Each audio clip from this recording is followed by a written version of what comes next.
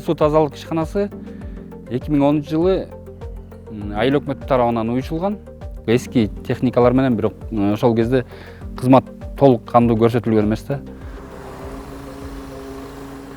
2019-жылы ушу долбоор жазып, жергиликтүү деңгээлде кызматтар жакшыртуу долбоору менен биздин ишкана менен ушу 5 айыл өкмөткө кызмат көрсөтүп баштадык. Ошонун аркасы менен МАЗ Сапфир үлгүсүндөгү 2 мусоровоз алганбыз.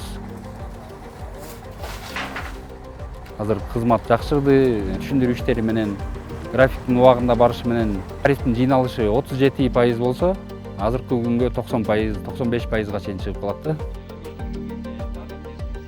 Айлык майына колуна тийгени 5,5 миң сом алчу. Азыркы күндө бүт удержаниялардан кийин 16 миң сом алышат. Андан башка соц пакеттери бар. Акыркы 4 жылдан бери бизде абдан жакшы өзгөрүүлөр болуп атат.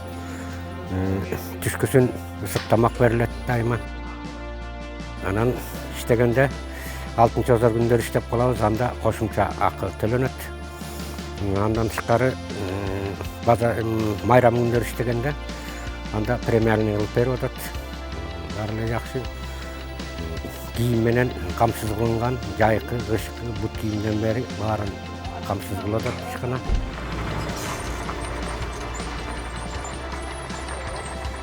Буга караганда бурун мурда бир шалдыраган эле тракторубуз бар эле, азыр болсо соонун жөн эле мына машиналарыбыз жакшынакай баары убагында чыгып, аябай ыңгайлуу шарттар аябай түзүлгөн. Мурда болсо накталай төлөмдү жүрсөк, азыр болсо үйдө отуруп алып эле төлөөгө баардык шарттар ыңгайланыштырылган.